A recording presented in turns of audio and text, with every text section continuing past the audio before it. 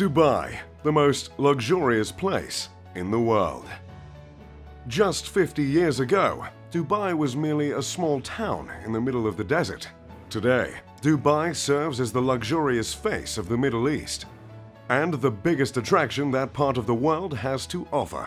Undoubtedly, you've seen photos of the Burj Al Arab Hotel, the crescent-shaped skyscraper built on a man-made island. You also probably know that Dubai is home to the world's tallest building, and you might have even seen Tom Cruise scaling it in an installment of the Mission Impossible franchise. That building is called the Burj Khalifa, and it stands 2,722 feet high. Yes, I'm sure you know a bit about the attractions of this amazing city, but today I'd love to get the chance to tell you so much more.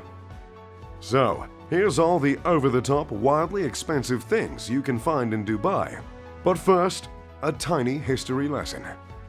How did Dubai go from being just a small desert town to the extravagant oasis it is today? The same way all of the other United Arab Emirates cities became so rich: oil. Abu Dhabi, just 90 miles from Dubai, is the richest city in the world, and it sits on 10% of the entire world's oil supply. This production of oil launched the United Arab Emirates into the first world. Millions were poured into Dubai, and it became one of the biggest cities in the Middle East. However, today, Dubai only makes 5% of its revenue from oil, because its reserves aren't nearly as lucrative as some of its UAE neighbors. Dubai makes the majority of its revenue from trade, real estate, and tourism. Dubai has become the business center of the UAE since it can no longer rely on oil production alone. But this adjustment has not discouraged this incredibly rich city from growing. Dubai is growing in population just as much as it's growing vertically. In fact, about 1/4 of all cranes are located in Dubai. That's right, about 25% of cranes in existence are in just one UAE city. It seems the game plan of Dubai is just to keep building skyscrapers. Two of these skyscrapers are the aforementioned Burj Khalifa and the Burj Al Arab Hotel. The Burj Khalifa stands more than half a mile tall. It's so tall, in fact, that at its upper floors, the building can sway several feet at the mercy of the wind. This, however, was not overlooked by the architects of this massive building. The Burj Khalifa was designed in such a way that the sway would be too slow for the vestibular system in the inner ear to even notice. That's the part of the ear that provides balance if you happen to be unburdened by interference. The Burj Al Arab is a beautiful 5-star hotel, just hundreds of feet off the land. The Al Arab is the 5th largest hotel in the world, thanks to its unique shape. The hotel stands 56 stories high. It is officially labeled as a 5-star hotel, but some have dubbed this stunning building with the highest remark of 7 stars. This 7-star label is up for debate, as the authority on the matter of luxury hotels has not been agreed upon. But 7-star or not, this hotel is truly magnificent. If you want to spend a night in the royal suite at the Al Arab, it'll cost you just over $24,000. The interior of the Burj Al Arab is adorned with around 1,790 square meters of 24-karat gold leaf. But even that can't touch the glorious views of the immaculate city and the picture-perfect Gulf. Along with extremely tall buildings, the city is keen on building man-made islands. Both the Palm Islands and the World Islands are two incredibly ambitious projects that came to fruition with the help of a whole lot of cash. The construction of the Palm Islands not only cost $12 billion to build, but it also required 94 million cubic meters of sand. To put that into perspective, 94 million cubic meters of sand could fill the entire Empire State Building 2.5 times. The World Islands, as in the man-made islands that mimic the shape of the world's landmasses, took 321 million cubic meters of sand. Theodore, if you could just edit in 9 Empire State Buildings. Which also adds another $15 billion to the cost of man-made islands in Dubai. I'm not much of a big fan of sand in the first place, as it's rough, coarse, and it gets everywhere. Nevertheless, I did enjoy my time at the Palm Island. Like I've always said, nothing exfoliates quite like the warm water of the Persian Gulf. But that's enough talk about man-made islands, huh? Let's move on to the police force. Now, law enforcement isn't usually something that comes to mind when speaking in terms of luxury. But it sure is in Dubai. As a means of wooing the tourists, Dubai's police force uses supercars as their patrol vehicles. This includes cars such as the Ferrari FF that goes for around $500,000, the Lamborghini Aventador that goes for around $400,000, and my personal favorite, an Aston Martin 177 for the reasonable price of $1.79 million.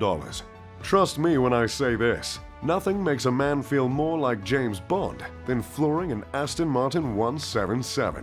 Ooh, makes me want to take mine out for a spin right now. Anyway, using these spectacular cars is just Dubai being Dubai. But hey, Dubai is the 8th safest city in the world, so more power to them. This isn't all due to the supercars, of course. The UAE, in general, has rather strict laws. Due to the Islamic constitutional monarchies that operate the Emirates government, some Sharia laws exist in Dubai as well. So if you're on vacation with your missus, checking out the bougie police force, make sure the two of you don't get caught smooching, because it might just get you deported. However, due to the extremely high amount of tourism, some places in Dubai are much more lenient. The serving of alcohol, for instance, would not be permitted in a traditional Middle Eastern setting. But it is in Dubai, in specific institutions such as hotels and clubs. It is actually estimated that around 15% of Dubai's population are Emiratis, while the other 85% are from out of town. About half of the population is composed of the workers building hundreds of skyscrapers, which does make a little bit of sense considering the whole crane situation. Most of these workers are from India, Pakistan, and Bangladesh. Which brings us to the more unfortunate side of Dubai. The class divide is quite big. Many of the immigrant workers live and work in less than ideal conditions, while Emiratis and the upper-class foreigners earn extremely attractive salaries. There really isn't much of a middle ground between the class divide in Dubai. But just like any country divided, there's always a sport to bring the people together. Well, that's the idea anyway. And in this case, this sport is camel racing.